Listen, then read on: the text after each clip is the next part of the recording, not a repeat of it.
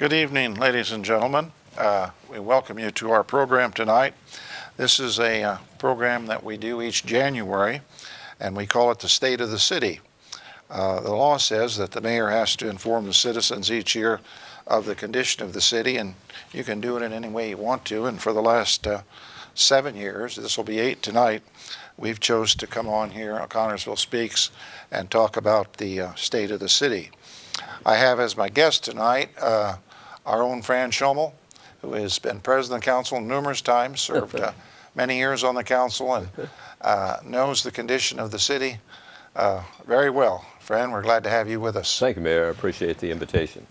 We have James Sprague, who is the editor of the Connersville News Examiner, and he's been in town about 2.5 years, and he's here tonight to, when we get done talking about the city a little bit, he's going to ask us some questions and try to put us on the spot and do whatever he can to help enlighten the citizens of Connersville and Fayette County. So without wasting any time, I'm going to jump right into this. James, we're glad you're with us tonight. I'm glad you consented to do this. Thank you for having me. Thank you. Feel comfortable, and we're glad you're here. I'd like to start out on the 6th of February last year in 2014. After talking with the clerk treasurer and her staff, we realized that the finances were not going to work out to get us through to the end of the year. We had some choices. We could start borrowing money and live on borrowed money, or we could do something. I remember on the 5th going home from work and thinking, what in the world should we do? And of course, the first thing a company does when they're short on funds, they lay people off. I didn't want to lay people off in the first place. We lay people off, we can't provide the services that you folks expect. If we lay people off, it hurts people that are paying car payments, house payments. It hurts their living that they depend on to live. So I laid awake till 2 or 3 o'clock in the morning, I know very clearly. And I finally came up with an idea. I thought, if I cut out all the overtime, and I'd been on the council 4 years, I'd been mayor 6 years, I knew by cutting out the overtime, and I could almost make up the deficit. And then I thought, well, what else can I do that's not very intrusive into people's lives? And I thought, well, I had gone over the figures, and the clothing allowance for all departments was $80,000 or $90,000, which basically rounded off would make another $100,000. So I went in to Julia the next day and I said, Julia, I think this is what I'd like to do. I'd like to freeze overtime and to stop the payment of clothing allowance this year so we can make up this deficit and possibly break even. She said, well, how are you going to do this when we have the union contracts? Well, Mr. Baker, our city attorney, said that if I declared an emergency by executive order, that I didn't have to follow the union contracts. Not that I didn't want to, we're just not able to. So on the 6th of March 2014, I issued this order. The order is only good until the Board of Works meets and confirms what I've done. They met the following Monday. They confirmed what I've done, and that emergency order stays in effect even yet tonight. We're not doing any overtime, and we're not paying any clothing allowance. However, at the end of the year, I realized that we had made up some of our difference. Things were going a little better, and I talked to the clerk treasurer, and we decided to ask the Board of Works to go ahead and pay 25% of the clothing allowance across the board to all departments. They approved it, and we did it. That enabled them to buy some clothing, to keep up some uniforms, and to have some money to do those things with. It hasn't been easy. I don't like to have to do this, but it's the same thing you'd do at home. If you were in a financial bind, you'd cut out the things that you thought you could get by with not having, maybe eating out or going to a movie, or the things that are not essential to you. The finances improved slightly. I want to give you these figures. In 2010, at the end of the year, the general fund was $5 million, or we received $5 million from our taxes. In 2011, $4,449,000. 2012, $3,409,000. 2013, $2,887,000. And 2014, $2,162,000. I didn't put the odd dollars on there, but I rounded it off. As you can see, from 2010 to 2014, we've gone down almost $2 million in revenue that we collect from the taxes. I know you get tired of me telling you, why is that? Well, the reason is we lost the revenue from Vistion, the assessed value. That tore us up, and then the state put the tax caps on, 1% on homes, 3% on businesses, and it really has hurt because our assessed values have declined and the 1% hits quicker. It was meant that when they put the tax caps on, as assessed values went up, so would taxes go up. And that works fine where you have assessed values rising, but where you have assessed values going down, we lost money. So at the end of the year, Julie did some figuring. We came up with all of our income besides tax income. We tried to estimate where we would be, and we estimated that we would start the year with all income with about $3,998,000 to start. And Fran will tell you it takes about between $600,000 and $700,000 a month to operate the city. You can see that that's not going to work. So we decided to keep the emergency in place. The emergency place will make up the difference, and we're predicting that in May we should have about $473,000 in the bank. Not enough to even run a month. And then we get the tax draw in June. Now, on top of that, we realized that the park fund was very low. And I'll be asking the city council at the next meeting to fix that. We're going to have to transfer some money into the park fund. We talk about edit tax at city council many times. The economic development tax is what edit tax is. That comes in through the people that work and live in Fayette County, or people that just live here. And the edit tax goes first to the county. The edit tax was formed to pay for the courthouse and the additional expenses of the courthouse. Those additional expenses have eaten up the edit tax. The city did the swimming pool at the park was their edit project. The edit project for the county was the courthouse. And it takes almost all of the edit tax just to pay the swimming pool payment. And if I've got this figured right, next year, if we get the same amount of edit tax we got this year, we'll actually be short on paying the pool. We'll have to come out of the general fund with some of that money. You hear us talk about the riverboat fund. There's two riverboat funds. One is divided up among counties, and we get a check every year, usually about August. The other riverboat fund is a fund down there that the city council and the mayor of Lawrenceburg control that you can apply to and get grants. And we've received 2 or 3 grants out of that fund. But it's not a guarantee, and you don't get it every year. This year we received $79,860.37 in the riverboat fund. What do we pay out of that riverboat fund? Only what the city council allows. We put a pole barn in Roberts Park so we didn't have to let our lawnmowers and all that stuff sit outside. The city council gave a donation to the storm rally to help the drug program of $2,000. We bought a cot for the EMS ambulance out of that money. It was $9,700. We bought a defibrillator to put on the new ambulance. It was $9,496. We bought bulletproof vests to the tune of $3,339. We bought computers for the police department, $2,455. And pool concession equipment in there that we use to sell pool accessories and concessions, $1,456. Those items are only spent when the city council approves them. I don't spend them, only when they do, we can do it. The balance tonight in that riverboat fund is $153,944.79. By ordinance, that money can only be used to buy equipment. It can't be used to pay wages or benefits. So we keep that there as a little nest egg. Something goes bad and we have to fix it. And believe me, you never know what it might be that at any one time a big item on one of the loaders could go out, on one of the fire trucks, something happened on police cars. And so as long as you have that little nest egg there, we've been dishing that out just to buy equipment.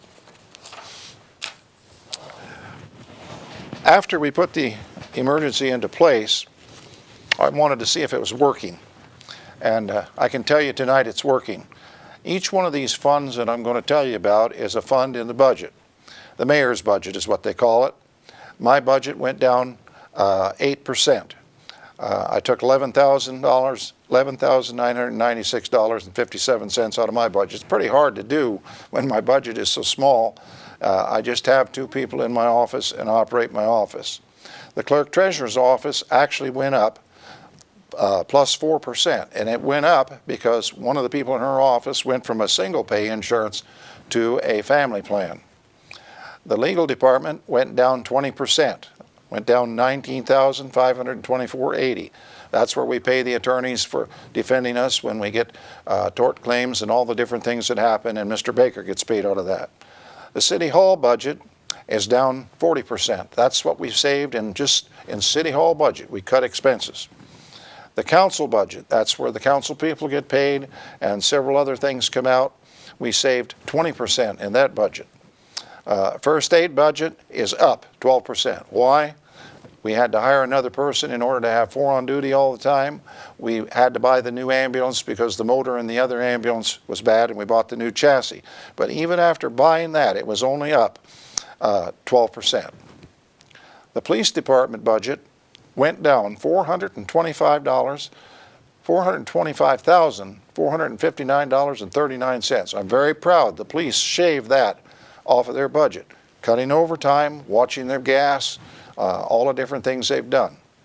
The fire department reduced their budget, $317,694.65, 11.50%, 11.5%. They reduced their budget. Again, no overtime, watching their spending, watching their fuel, and cutting things out, only doing necessary things. DOT, that's street department, they're down 11%. Landfill, that's down there at the transfer station, down 3%. After all, they only have 2 full-time and 2 part-time workers down there. Totally, we were able to save $898,582.38, reducing the spending from the year before 9.5%. I think that's commendable. I think they did a great job, and it's helped us.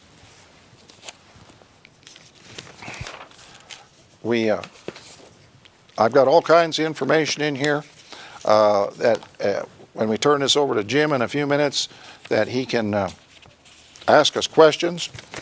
But I wanted to kind of highlight a little bit on insurance costs. These are by departments again. This is insurance, health insurance. In the fire department alone, the health insurance costs $610,764.36. The police department costs $521,008.92. EMS is $542,142.24.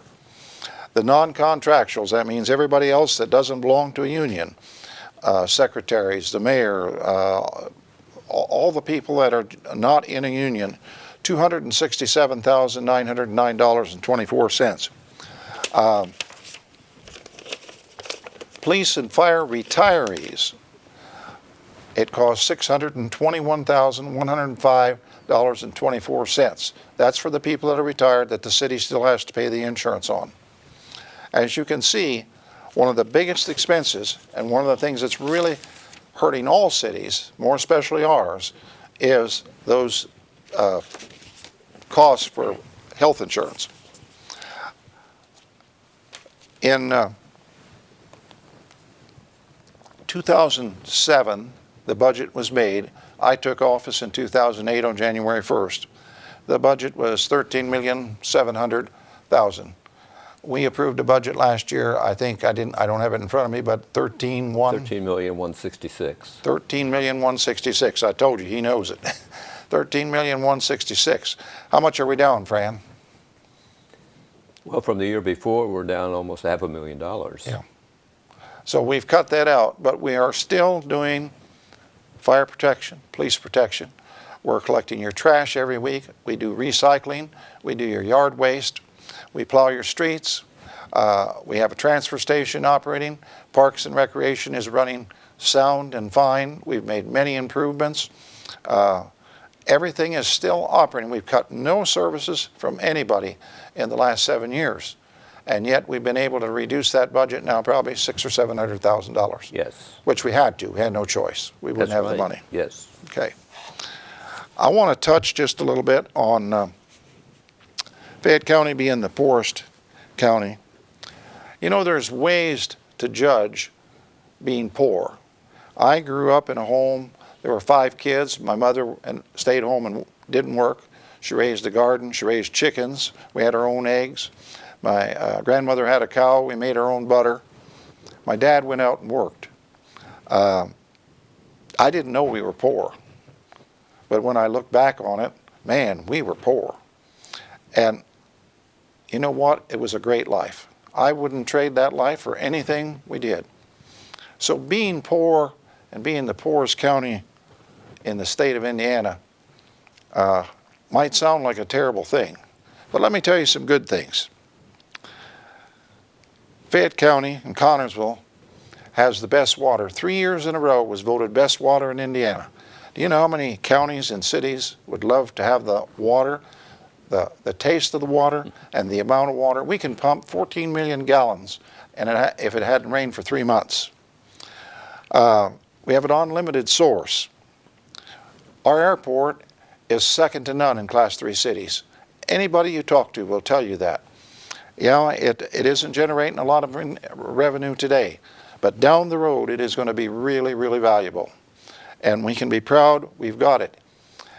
In a major disaster, that airport would be used, let me tell you.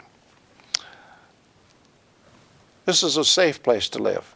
I have been mayor 7 years and there hasn't been a murder since I've been mayor. I was county coroner 11 and a half years and I saw 2 murders in 11 and a half years. Those were people that knew each other, that shot each other in a rage. We don't have drive-by killings. It's safe. I would say a lady can start at the courthouse any time of the day and walk to 30th Street and probably be reasonably safe. You can't do that in Indianapolis, Cincinnati, or Chicago.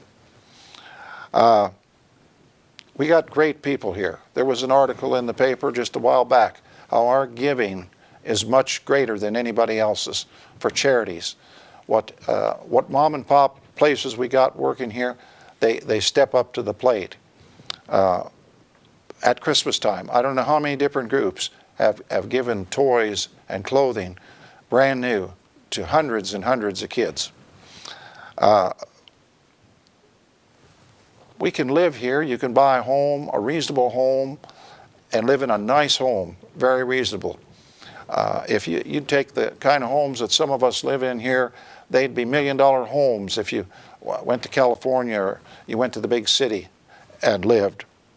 Our school corporation, you might criticize it, but it's a safe environment. I had 3 kids go through that school. All 3 of them done very well in college. All 3 of them were very well prepared for life. I think we got one of the finest school corporations, and we got people that are interested. And the sports program here, Mr. Fran will tell you about it. Our sports program is second to none. We don't always win, but it's a tremendous. Absolutely. We have something for every kid. We have great facilities here. Great facilities. People from out of town often comment about the facilities at Connersville. Yeah. Even down at the Little League, we get people and during the summer that come in and say, we wish we had something like this in our city. Yeah. Our health care here, Although you know it's tough. Healthcare is tough all over the whole United States and probably all over the world. But we've got a great hospital. We want to keep that hospital here. We want to support it. It's very important. Our recreation, Fran just touched on it. We have something for everybody. At the park, we got something for kids. We got a program, a summer camp through the summer. We have a program for everybody. I'm so proud of the Bluegrass program on Friday night. That picks up people from 40 to 80. And they are enjoying that and enjoying that building. And I believe the park ought to be for everybody, and it is. Everybody enjoys it. Look at the Fayette County Free Fair. We may be the poorest, but we got the best fair, and everybody has a good time for a week. And I just can't help but say, if that's being poor, I like it.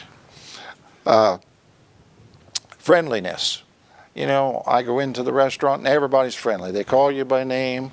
You go down to Brian's and everybody, it's like a family down there. We got a community that cares with United Way and the numerous other charities that are given. It's just unbelievable. So when they say that we're the poorest, I feel bad. But we do a lot about it. We've got a community group up here on that gives food away. I forget, how am I saying that? What's the proper way to say it? Community pantry. Community sharing pantry. I've been up there and toured it. It's great. We have gleaners in here. And we're trying our best to help everybody. I just think there's other things in life you can talk about being poor. And if you want to talk about money, how come we have 5 banks, 3 Edward Jones offices? Must be some money someplace. That's all. Banks don't just come here to open their doors. And I'm thinking there's another bank going to build a new bank here in the next year. I have people come in on a daily basis wanting to start a new business. We've got 3 or 4 new restaurants that started. All of them, I've tested them. They're great. We've got new businesses up in the North End. Wayzata is doing great. They're building cabinets in the old Vistion plant. Fran and I can tell you that the environment under the plant itself is cleaned up. Yes. That's been accomplished. We're still watching it over on the Waterloo Road because we don't want it to get in the river. That's all been done with very little money and been done very carefully. And if you want to talk about the park, we now have restrooms in the park. The pavilion's redone, and the Lions Club just gave us money. We redid the inside of it so the birds can't nest in there. I have plans this year. I'm going to put a bathroom in the Red Cross building. It doesn't have one, and we're required to have it. I have a fund that some people left named the Huffmeyer Estate. They left money to be spent in Roberts Park, and I'm going to use that fund to put a bathroom in there. We're going to put the siding on the front of it is all bad. It's plastic. We're going to put rock on it so it matches the rest of the park. And there's a couple of roofs we need to replace. We're going to use donated money to fix that. The Lions Club and many other groups have put tons of money into that park. The 4-H building's in great shape. We just received a donation from them the other day. Well, I could go on, but that's pretty much the state of your city, folks. We're making it. We're all right. We're still doing the services. Yeah, we've had to cut back. We have to be careful. Some of our people aren't making as much as they used to make. Fran, can you add anything to what I've preached? I think it's a good job, Mayor, but I would like to say that it's tough to run a city harder than when I first came on council, because before the legislature passed the caps on tax, the state would tell a city, you can raise your budget 3% or 5%. So the way it was done, they would take the present budget, they would add 3% or 5%. That was the new budget. Then they simply raised the tax rate to raise that amount of money to finance the city. That's not anymore. I think the tax cap's a good thing because it makes us tighten our belt to live within our means. And I think it was a good move by the legislature, I really do. But it makes running a city extremely hard, and it takes a lot of management. And I think Connersville has reached that goal, and we can see here because we have some money that we can work with. You talked briefly about some of the expenditures by the month. I have these figures. This January we have 3 pay periods, twice a year we have 3 pay periods. The other months we have two pay periods, but in January of this year, we will pay $710,000 in salaries and wages and have claims estimated at $200,000. So that's almost $1 million that we're paying in 1 month for wages and for claims. The February payroll claims will be a payroll of probably $510,000. That's for the two pays, plus claims of $275,000 because we have the annual workman's compensation and the biannual property and liability insurance coming due in February. In March, April, and May, we are expecting the claims and wages to average around $610,000 every month, and that will bring us to the end of the 6-month period. And as you pointed out, we will be receiving the tax draw at the middle of the year, which will run us hopefully through December. Talking about insurance, you touched on that.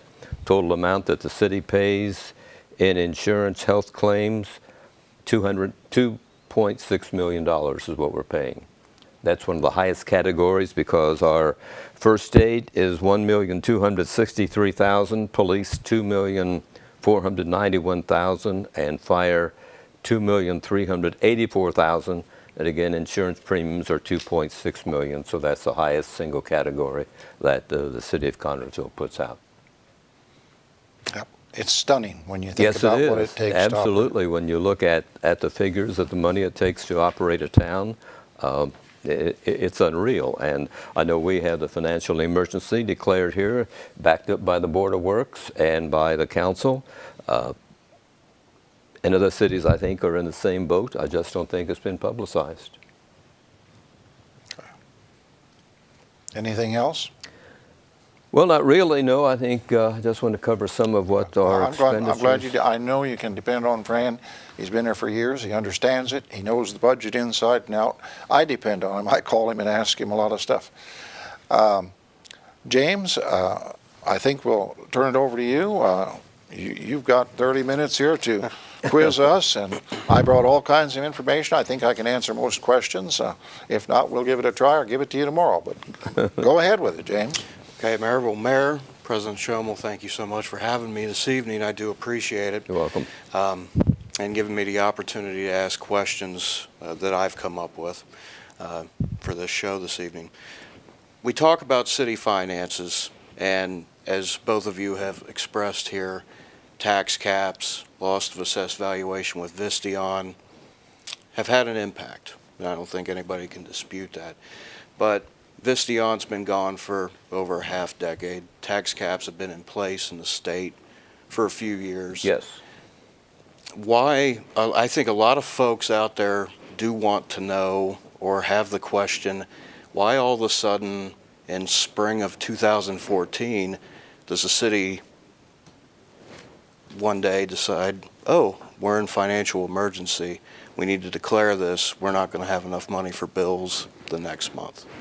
Maybe you two can elaborate a little further on that.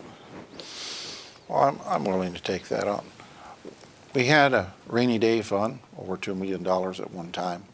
We had reserves of over $2 million at one time that were there. And if you look at the tax caps, it's not a tax cap, it hits once and it's done. As I explained to you earlier, when the tax caps were placed, it was a good plan because up until that time, everybody's assessed values went up every year. It was just climbing. So as you did, you climbed with it and your taxes went up a little bit. You can ask anybody in the city of Connersville today, they're paying the lowest property tax they ever paid in their life because the state came along with a program called trending.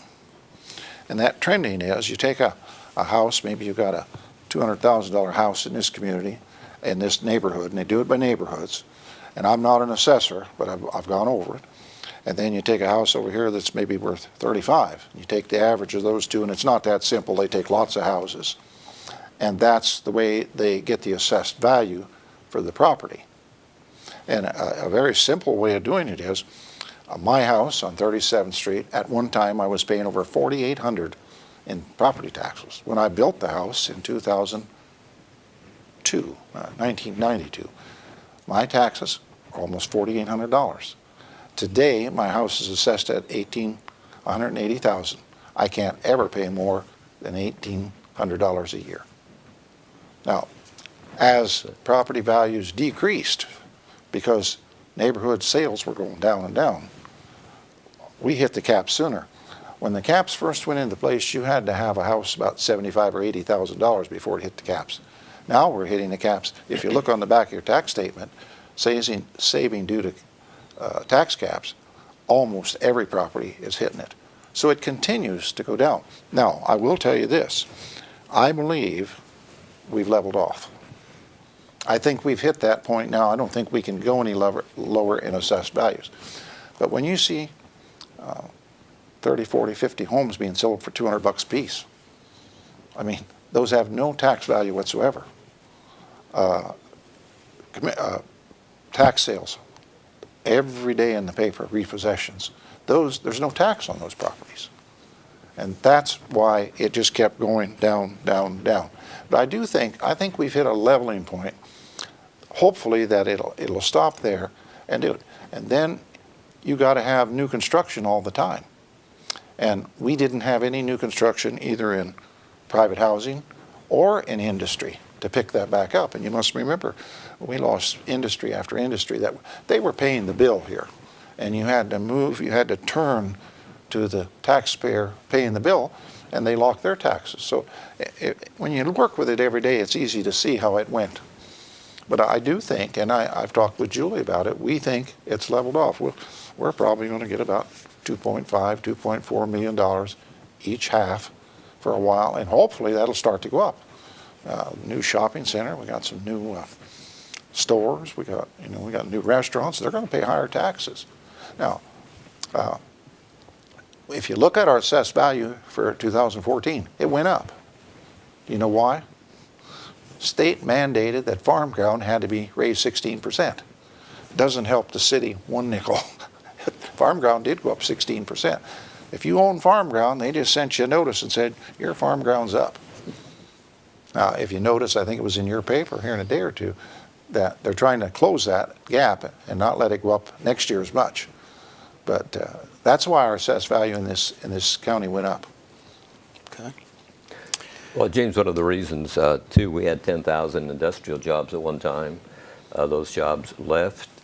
People have moved away to where they can find employment, and also we had substantial savings at one time, but we kept taking money out to keep the city operating until we were reached the point where our savings were depleted, so we had the financial emergency. That answered your question. Well, some of the rainy day money was spent to save stands. You know, I think, what did we put into it, 500,000? I think it was, yes, and the county contributed some to, for the stand, to remain here, yes. We couldn't allow them to leave. This was before you came here, not this last go-round. Right. We had to. I mean, we had no choice. There's a lot of jobs over there, and it's one of our good companies. Okay. That's a good question, and yes. You got to work with it every day to understand and watch how it's depleted. Speaking of city finances, and obviously the city has taken measures since that financial emergency was declared to trim the budget, and you gave the numbers earlier, obviously, an impressive amount. And with the 2015 budget, as Fran said earlier, close to $500,000 lower than the 2014 budget. But do you foresee any more fat cutting, to use that term, further down the road this year to the budget or to spending on the city's part? I'm hoping, and I believe, if we stay the course we're on, I think we'll be okay. I don't think we're going to get rich. I don't think we're going to be able to put much money back when you're showing $400,000 roughly in the bank just before you get your tax draw. And as Fran told you, it takes about $610,000 to run 1 month. So we're going to have about a half a month left at the end of May, is what it looks like. I think we got to run nip and tuck and hope that things get better. I think those 3 words, stay the course, is the key to it. And I appreciate the employees of Connersville working with us to understand what the situation is and stay the course. I think that's the magic word here. And let me kind of soften a little bit. You know, I said no overtime, but there's an exception to that. If we have a major fire, I expect them to call every fireman we got. If we have a police problem like we did with the drugs recently, we beefed everything up, and have you noticed? We've stopped it. You noticed how it slowed down? We got in with the state police, we got in with the parole officers, we got in with the county, and we opened up a task force over there, and do you notice the drug trafficking has slowed down? I think we made several arrests. Oh, a lot, more than 7. I think it was about 80. But we are not going to risk anybody's life by cutting. But we cut out standby overtime. And we use our officers, both fire and police, a little bit more wisely. And I would be stupid to get on television tonight and tell you when we cut officers, but there's different times of the day that we don't need officers as much as we need them at different times of the week and different times of the night. So we got a little smarter in how we operate. Are there any other areas within the city, however, that you can maybe see future trimming? Not necessarily cuts, I'm not speaking layoffs or anything, but anywhere where maybe you can tighten the belt a little more that you've thought about? We really have cut back on claims. I mean, we've had, at one time we had claims over $200,000, and a couple of times this year we had claims of $75,000. So we've really watched our spending, and anything that has to be purchased, what you and the clerk treasurer give permission to, Nothing. And before that, department heads just went out and bought what they thought they needed, but now they have to give a good reason to the mayor and the clerk treasurer as to why they need a certain item, and they have to buy it. We're obligated we have bonds we have to pay off, and we have, as I mentioned here, insurance twice a year on all of our buildings. We have the pool payment that we have to make, so we're obligated for several large payments, and every so often they will show up on the claim report, and that sort of inflates it for that particular month. But as far as just going out and buying things, we have really cut back. We're very careful in our spending, which you do, as the mayor said earlier, you do that in your family. James, I can remember going to the News Examiner 25 years ago, and I'll bet there was 25, 30 people worked down there. Maybe 10 on this side of your building and 10 on the other side of the building. They put the same paper out you put out today, maybe one more copy. And they had all those people working. Guess what's had to happen? Because newspapers have changed the way they operate. You're running it with how many employees you got? I've got a handful. A handful. But you're still putting the paper out. Yes. And it's still doing it. And if you look around the world, all of us that are in business have had to change the way we do business. Whether you're General Motors, whether you're a church, a service club, it's not like it used to be. And guess what? It's not going to come back that way. Now, I don't know what way it's going to be. I have no crystal ball to tell you, but it's different. And I talk to mayors, I go to roundtables, I talk to mayors daily. They call me, what are we going to do about this? And I have friends, and it's the same story in we're a Class 3 city. Most Class 3 cities run anywhere from 5,000 to around 20,000. The other day on Channel 13, they had a story. Out of 116 Class 3 cities our size are in that bracket, we were 76th best place to live. That didn't sound too bad to me, because in that group is a lot of those cities around Indianapolis. We were 76th best, almost in the middle. And then we came out with this U.S. News and World Report, which was actually based on 2013 figures, that we were the poorest. I don't know. I don't want to take your time. More questions. Well, you mentioned the poor, the report that recently named Fayette County, at least in Indiana, as the poorest county in the state. And obviously, if you read the paper or pay attention to employment statistics, the county's always hovering near the top of unemployment rates, a high poverty rate. We have the issue with heroin. While it does seem to have been slowed due to Task Force Connersville and such, the problem's still there, but that is a problem that I think we can all agree on. It's throughout the region. It's not just limited to Connersville.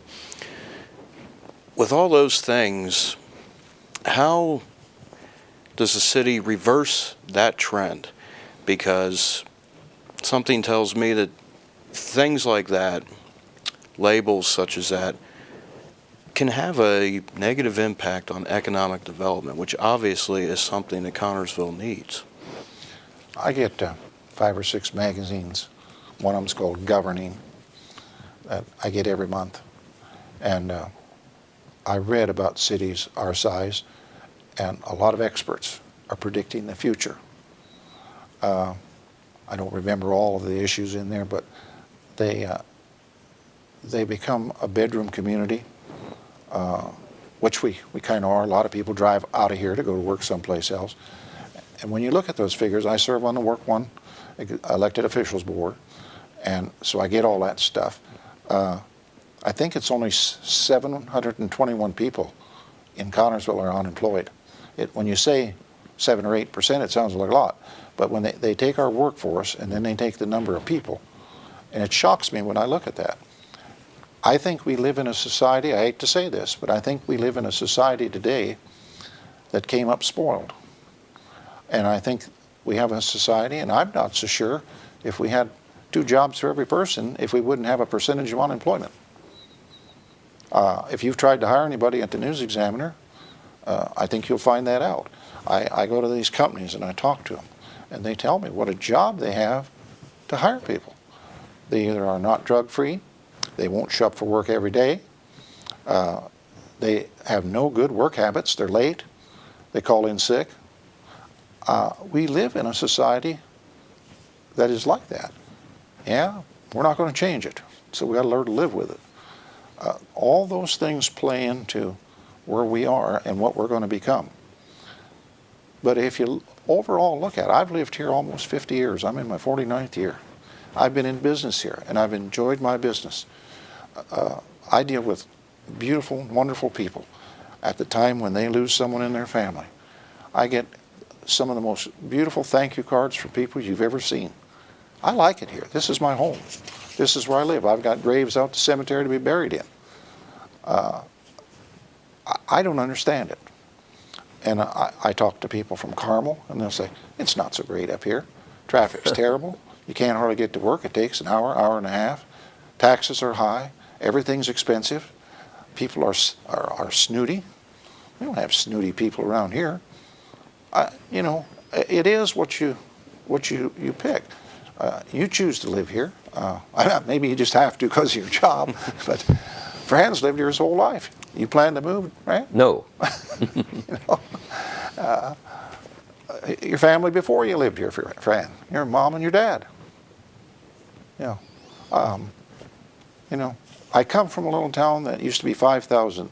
We had all kinds of iron mines, and I can remember we had a coast store, a penny store, 3 or 4 grocery stores, probably 10 taverns on the main street, and music pouring out of them. I go home now, there's no taverns on Main Street, there's only 1 restaurant, there's 1 grocery store, still got a beautiful courthouse, it's the county seat. People still live there and still happy. I guess we don't know any better. But I can't think of a better place to live. You know, I guess, and what are we going to become? I don't think anybody knows. I think we're going the right direction. We're moving forward a little bit. We didn't get here overnight. Do you believe we're moving forward? I read one of your articles. You said you'd only been here 2.5 years, so it's hard to judge. You know, after you're here 50 years, you'll be able to judge better. But, Quite possibly. but we are moving forward somewhat, you know. We got more people working in Connersville now than we had 7, 10 years ago. Yes. SAPA's higher. When I took office, and I'm not taking credit for it, it's a fact of life. When I took office, there were 45 up there. I think there's 166, 169 tonight. I keep up with them all the time. That's something, you know. There's about 100 working at the old Vistion plant, and they're doing good. Everything's going good up there. They're happy. We're moving a little bit. Next question. Well, speaking of moving, we'll talk a little bit about economic development. Recently, obviously, it's been in the news. The county approved a tax abatement for the Whitewater Wind Farm project.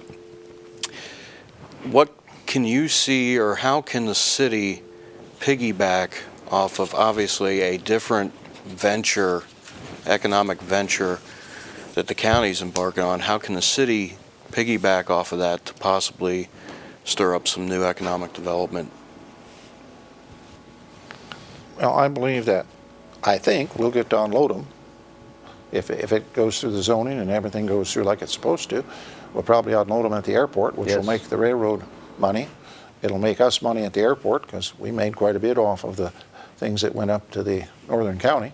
We made about $43,000 off of that. So that's going to help the city.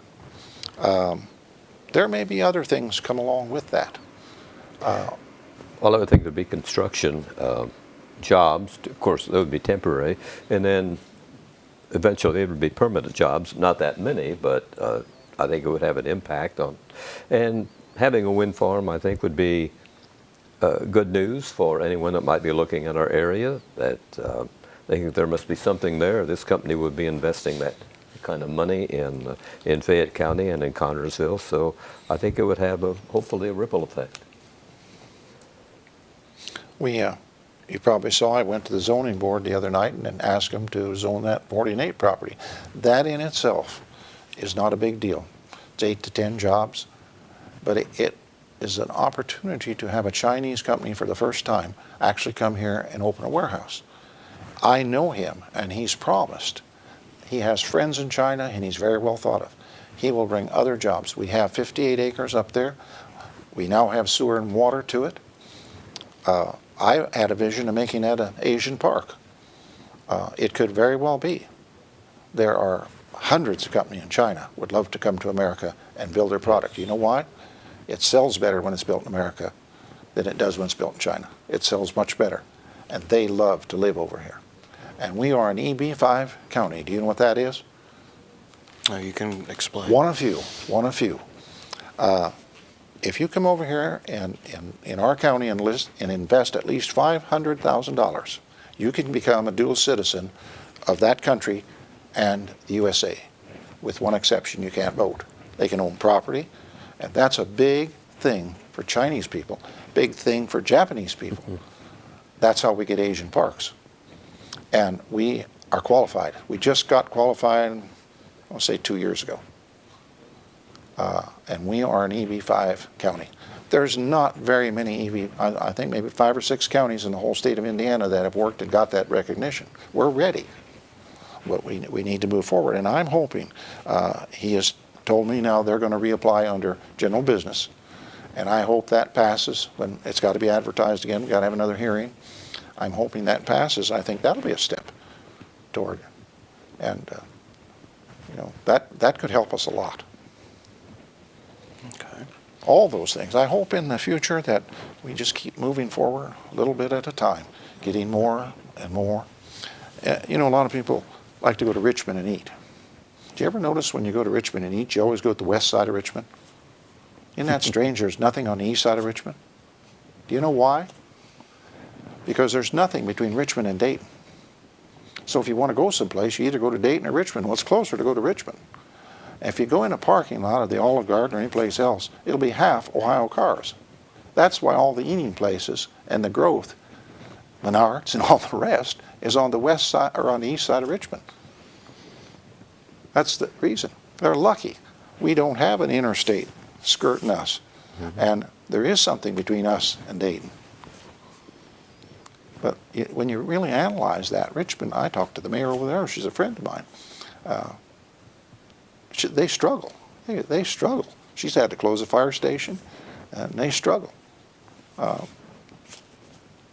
Same as we do, and yet they've got all that building on that end. Of course, that produces tax money from. You probably noticed that the shopping center itself is in financial bind. Yes. Yeah. Question. Well, speaking of the future, you speak of the future. 2015, it's your last year as mayor. You've decided you're not running again. Well, first, I'll ask, what are some of your goals in your last year as mayor for the city of Connersville? You could be a lame duck mayor and do nothing, or you could actually accomplish some goals. You may have some already in mind that you want to. Anybody that knows me knows I'm going to work right up to the last day and the last hour. I'm not going to stop. I got things I want to get done. I got some issues in the park I got to take care of. I think I touched on them. We got to get that bathroom in. I want to get the maybe get that elevator over at the 4-H building enclosed. We're having a lot of trouble with it in weather. There's a couple of roofs got to be replaced over there. I've got to shuffle that around a little bit. We are working really hard. We brought the utility around. The utility's in not great shape, but good shape financially. And I need to work. We need to work with utilities and get that straightened out. On some of the mandates, we're going to be a little short on the city's part of the money on the 24th to 30th Street, and I don't want to leave the next administration struggling. So we're going to do some looking at that and see how we can produce some money to get that. We've got a grant, but we don't have enough for our part of the grant that we have to pay. That's got to be taken care of. We're going to continue to work on this drug problem. We're going to work at that. I'm going to try to do the money and leave the next administration with some money. I don't want to leave it broke. We're going to, keep it. We're just going to try to stay the course and try to leave things better than we found them. Whoever they elected as mayor, I can guarantee you when I went in as mayor, I got nothing. I wasn't given the key until the morning of January 1st, and I went in and I had to figure it out. Whoever's elected mayor is welcome in my office the day after the election. We'll work together if they want to. I'll show them the budgets, show them how we do it, what we got, where we are. I don't want to tell them what to do. And I can guarantee you this, when I'm out of office, you'll never hear me publicly criticize the mayor or anybody else, because I know how tough it is. Everybody should be mayor for 1 month or 6 months, and I'll tell you how tough it is. And in a town our size, Sarah Palin said it. She was a mayor of a town of 9,000, said the hardest job she ever had, because you live with the people, you go to church with the people, you go to Walmart, you go to the store with the people every day. They have access to you. And if you're a congressman, you're a governor, you're protected. They don't know what you do in Washington. Even a state representative, they don't know what you do every day in Indianapolis. But when you're the mayor, they know what you do every single day. And you're critiqued on a daily basis. No matter what store I go into, no matter where I go, someone will either complain about somebody, or once in a great while, and more often now, people are saying, hey, Mayor, you did a good job. And maybe when I'm done, people will like me again. They used to like me before I was mayor. They really did. You weren't here, but they did. In speaking of your time as mayor, what would you consider some of your greatest accomplishments and also your greatest regrets? Well, it's easy. The greatest accomplishment was that we were able to get the Vistion building and get it cleaned up. That took 2 years of my life. It would have sat there in shambles. It was contaminated. They were arguing who was responsible. Was it Ford? Was it Vistion? Who was going to clean it up? And because Carbon Motors came along, the state worked with us, and we got a cleanup program. It's been cleaned up. That will never be a burden again. That's a great accomplishment. That's the gateway to our town. Can you imagine that growing up in weeds and rusting down and laying there for years and years while they argue in court who's going to clean it up? What a mess it would have been. It's been a tough time to be mayor.